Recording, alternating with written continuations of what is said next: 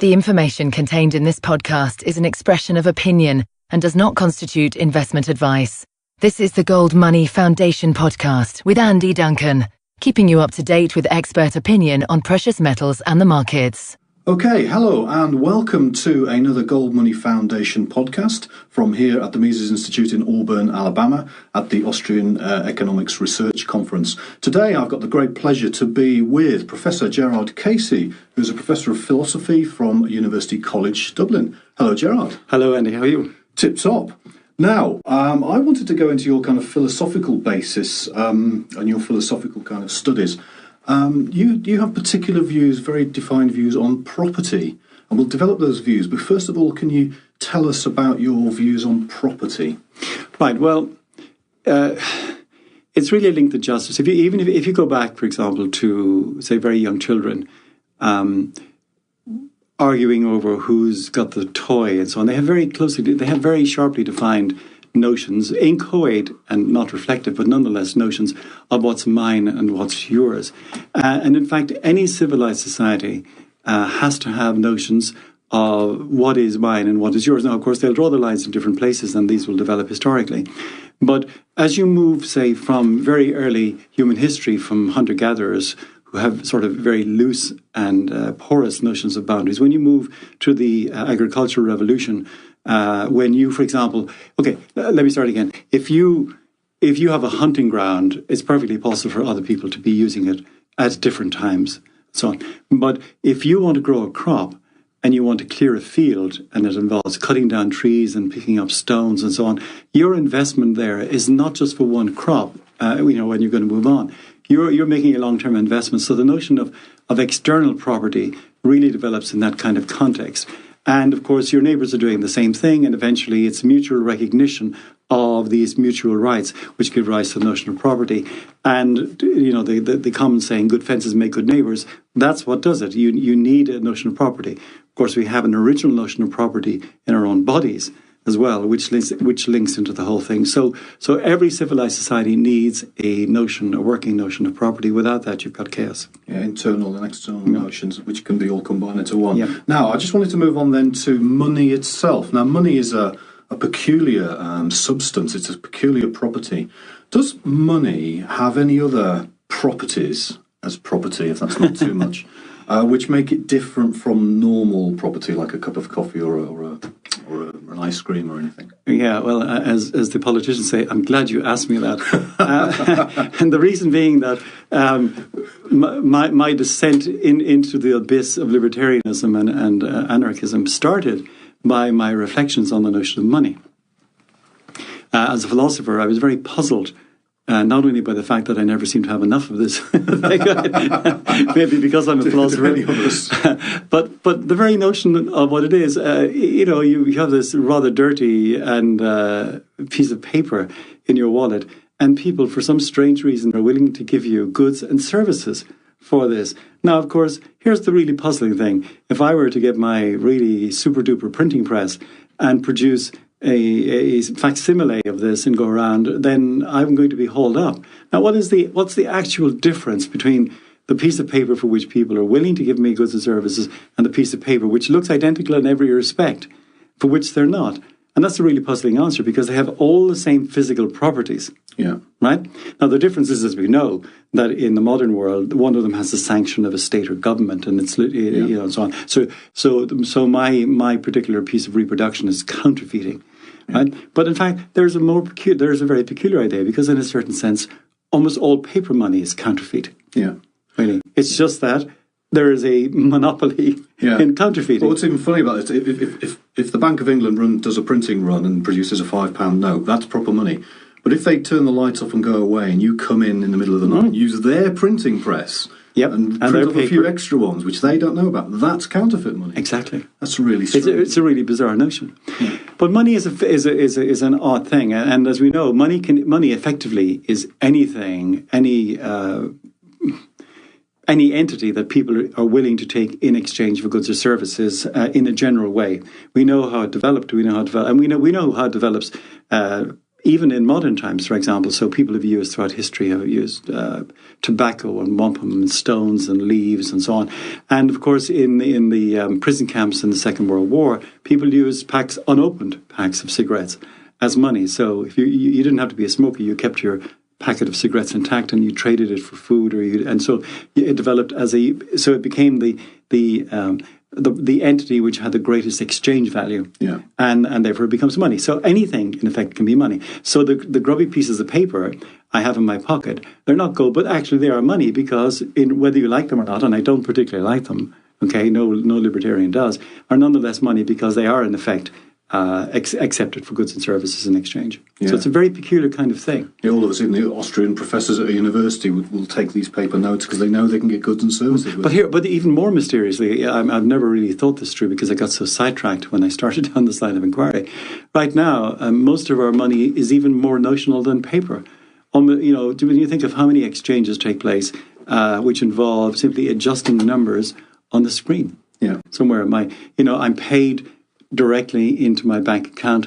Almost all my purchases, all my payments for my services are all done using cards, and there's no physical transaction. No money, as it were, in the physical sense, changes hands. Yeah, very peculiar. Yeah, I mean, I've come to America this week, and I've hardly used any paper dollar notes. Everything's been just cards. Yeah, I've done this. I have the same. In fact, I have money in my wallet from last year when I was here, which I didn't spend, and I'm not getting much opportunity to spend it either. Yeah.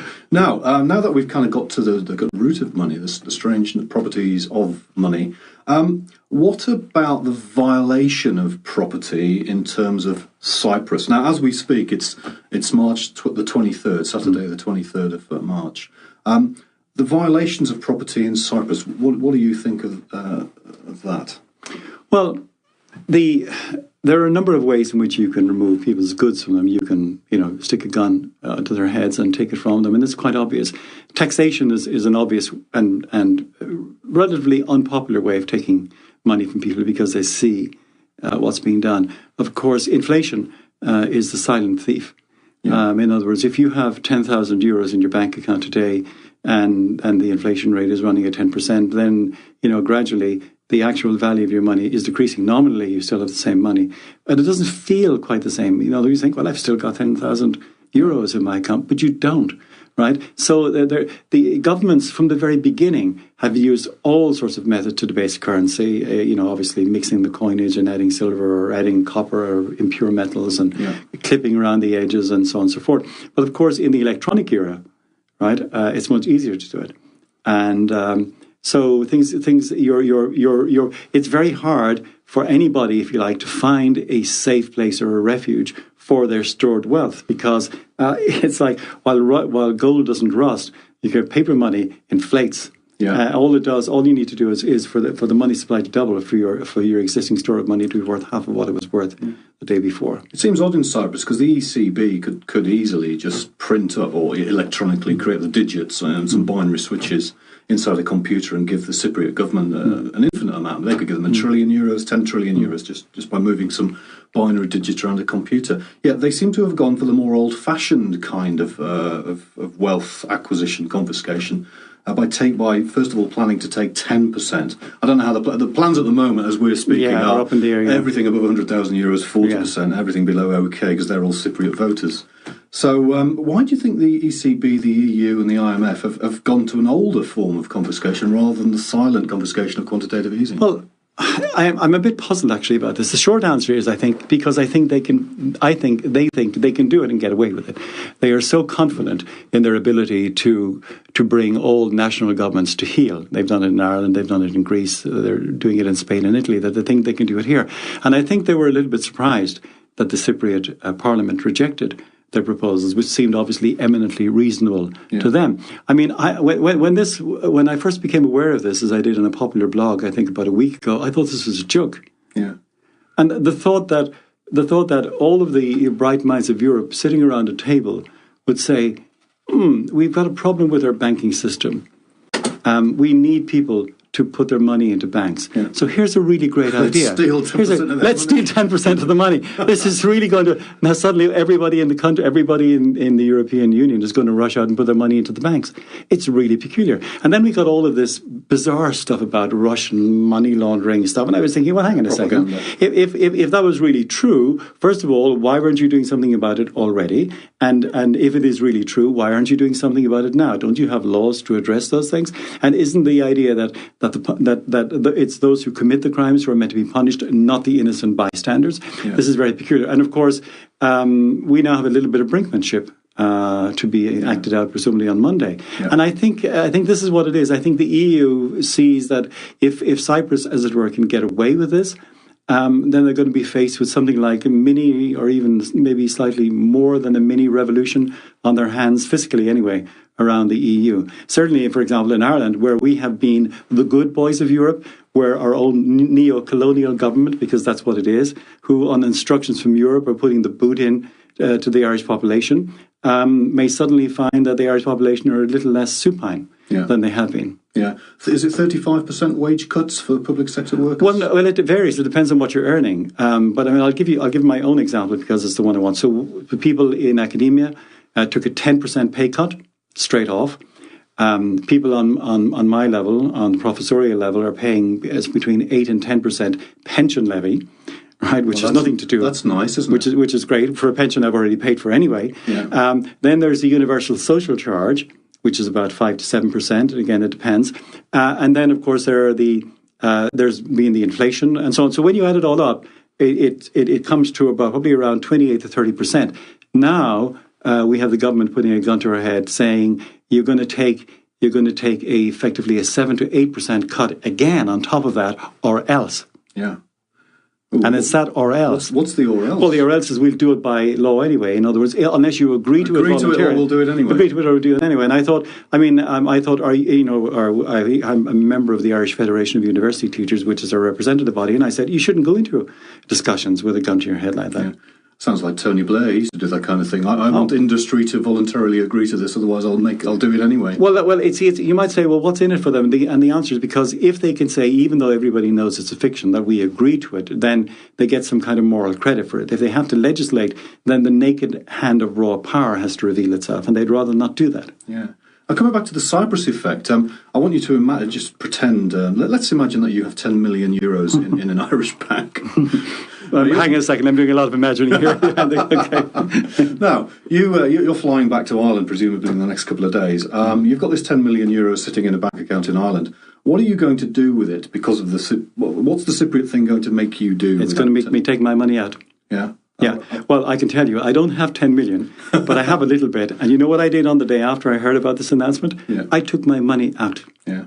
The little bit I have. It's not much, okay, and I'm not going to be losing a fortune, but I figured those swine, pardon my expression, it's a technical term, are not going to get any of this. So are you going for the mattresses now have a 10% premium? Well, the 10% premium in mattresses. Well, especially when I heard our Minister of Finance say in his inimitable Limerick accent, of course, this will only apply to one country and it's only a once-off measure. I thought, yes, that inspires me with confidence. Yeah. Right? Of course, I mean, there is a plus to this in a sense that whatever agreement they cobble together, whatever happens as the result of this brinkmanship, the EU has been revealed as a number of things. One is incompetent, because this is a completely idiotic move on their part. But secondly, it has shown once again that no property, okay, no money, no deposits, no accounts, nothing, and none of this is safe anywhere. There is no hiding place in the EU. Whatever they want, okay, they will find some way to take from you. Yeah. Okay, and I hope that this may be seen to be the beginning of the end of the evil empire, which is the European empire, and that we might get back to something for which I voted in 1973, which is the European economic community. Yeah. I voted for that. I voted consistently against every treaty after that. Yeah. Yeah, people in Ireland used to keep being given a vote until they got the answer right. Yeah, because they're stupid. They tend to get the wrong answer the first time around. Have another go until you get it right. In Cyprus, we've got this... they're now the favourites to leave the euro. They've sprung out of nowhere to replace Greece. Yeah. Now, if Cyprus does leave, this brinkmanship policy fails from the EU, and Cyprus does leave the euro, do you think the euro is going to have a kind of implode immediately, or do you think it will last a bit longer? Well, who can say? My guess is, again, given the amount that people have invested in all of this, and people really prefer a stability that's non-optimal to a chaos that might eventually result in a slightly more optimal situation. My guess is it will probably absorb the evil effects or the destructive effects and carry on, but it will certainly be injured. There's no question about it. Yes. Because this was the great project. The euro was the great project, if you like, that was meant, if you like, to undergird the eventual political unification. Yeah.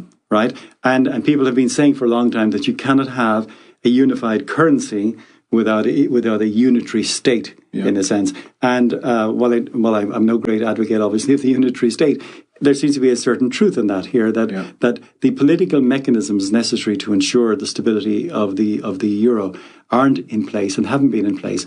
And as we've seen, certainly since the introduction of the euro, the two major players in Europe, Germany and France, have, whenever they wished, manipulated or used monetary policy to achieve their own particular ends, whether or not that was for the good of the other EU states or not. Yeah. Now we'll just have to look forward to Monday, I suppose. Well, yes, with some excited anticipation and some trepidation, because unfortunately I feel a bit like somebody who is in the temple when. What's his name? Samson. Samson was doing his stuff. I'd prefer to be outside watching this, okay? Yeah. But unfortunately, I happen to live under the cover of the euro, and my money is in it or not. You guys are in a much better position, okay? I mean, with the pound, but I'm in there, and so in a way, I obviously don't wish the destruction of myself or my livelihood or my money and so on, but if it's got to happen, and if it's the beginning of the re-achievement of some kind of sovereignty, limited as that might be, then I'll accept it. Yeah, but because the listeners to this program will have known what will have happened, because this will be coming out after. Oh Lord, yes, after okay. then. So. They'll what happened? Talking to the future.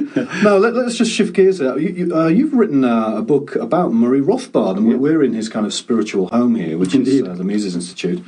What was your book about Murray Rothbard? Well, it came about sort of accidentally, and John Meadowcroft in King's College London is the general editor of a series called Major Conservative and Libertarian Thinkers, and he and I were conversing about something, I can't quite remember what, and he was telling me about the series, and then asked me if I knew anybody I could recommend to write this book. And of course, I said, "Me." Yeah.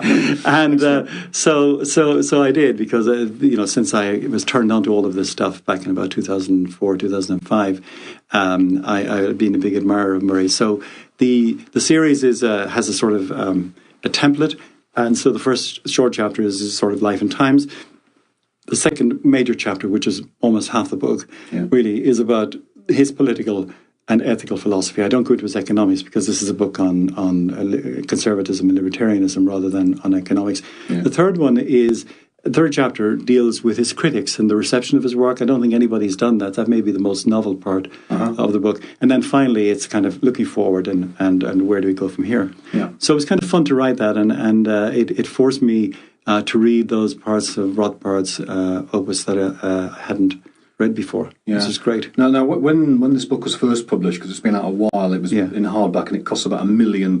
Yeah, well, we'll do up after Monday. But I've heard that, they'll just print some more money to buy lots of copies. But it is coming out in paperback, and hopefully the price will reduce massively. Yeah, it is. Yeah, I had around January, I wrote to my publisher and said, hello, since nobody's read this book, is there any possibility we would get an independent publisher to bring it out in paperback? And he said, forgot to tell you, we're bringing the series out in paperback. The first 10 volumes have come out this month, that was January, and the second 10 volumes, including yours, will come out in August.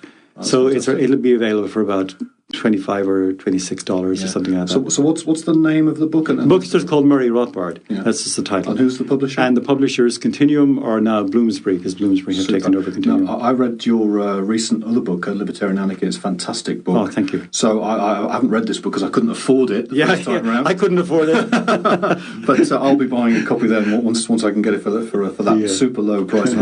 I'm sure it'll be a worthwhile investment. Now, if you've read the whole of the Rothbard opus, Rothbard to me is an absolute genius. But what do you think is a good path for people to access Rothbard? What's your sort of top 3 books for someone who's new to Rothbard to read in sequence? Well, okay. It depends primarily on what your interests are. If your interests are in the kind of political philosophy side, then I think The Ethics of Liberty is where you go. It's 200 pages plus. It's got a lot of short chapters. It's pithy. It's well written. Not everything is sort of rounded off and finished so that you can't get a grip. There's lots of controversial material in there. It's challenging. Yeah. I use this in my course with my upper level undergraduates, and it's really, really good to read. For the economics, you probably don't want to start with Man, Economy and State. It's too big a clip. 1,600 pages. It gives you a sort of mental and physical hernia. Yeah. Okay, but you could use some of the shorter works, particularly, for example, if you're interested in money or banking. There's 3 or 4 works. There, he has 2 works on. There's the Panic of 1819, and then there's the one on the 1929 stuff. So there's a lot of material. If you're interested in the more technical, kind of philosophical, economic musings, there's a 2-volume edition of papers. I can't quite remember the name. I think it's The Logic of Action 1 and 2. Okay, you can read that. But then there's this wonderful, I think it's a page-turner, his 2-volume History of Economic Thought. Oh, that's a brilliant book. Is it? Well, there are 2 brilliant books, and each of them about 500 pages. But, there's so much stuff in there. It reads like a novel. You find yourself turning those pages really fast. I just wish he could have lived long enough to write the 3rd volume. It would have been great. So there's, in a way, so as I say, if it's ethics of politics, then The Ethics of Liberty, for a New Liberty bringing up a kind of close second. Any of the shorter works in economics, maybe the stuff on, what's the Fed done to our money and that sort of thing, will get you started and you can lead on from there. Yeah. So I'd go from what was the government done to our money to then the mystery of banking and then maybe Man, Economy and State. That's right. Once I'm feeling... once you're feeling strong, you need to build up your strength. Okay. Yeah. Now, so that's Rothbard covered. Now, just to wrap up, you're famous in our circles for a lot of kind of Catholic thought. What do you think of the recent papal situation? Well, first of all, while I was away somewhere, I got a phone call from RTE, or national station, and they wanted me to come on to talk about the resignation of Pope Benedict. I was away, and I got back as a matter of courtesy to the researchers the next day, and I apologised, and we started to talk. And she said, what would have been your line if you had been able to come onto the programme? And I said, well, I would have expressed extreme disappointment. I would have said, this sets a dangerous precedent, and I'm not at all in favour. No disrespect intended to Pope Benedict, okay, he's a man of many virtues, but I think this was an ill-advised and ill-considered decision on his part. So that's the first thing. As for the new man, well, I'm immensely amused by the secular commentators on this, all of whom say things like, will the new Pope change doctrine so that we will, be in favour of abortion and women priests? And I go, you guys are more ultramontane than I am. Okay, I mean, I wish I knew what that meant. Ultramontane in the 19th century thought that, the Pope could effectively do whatever he wanted and so on. Yeah. And I mean, the Pope can't do these things. In other words, he's not a prime minister with a policy or with an agenda that he can do all of these things. The Pope operates within very strict limits and so on. He can give within that he can give certain sort of directions. And I have to say, frankly, as a libertarian, the words social and justice in combination are the kind of things that induce fear and trembling in me. And so we wait to see how this is going to turn out. Yeah, I wish him all the best, obviously, as a Catholic and so on. But I'm slightly apprehensive. We'll see how it goes. We'll see how it goes. Anyway, Professor Gerard Casey, it's been absolutely fantastic talking to you today. Thank you for your time, and I look forward to reading your book in August. All right, very good. Thank you, Andy.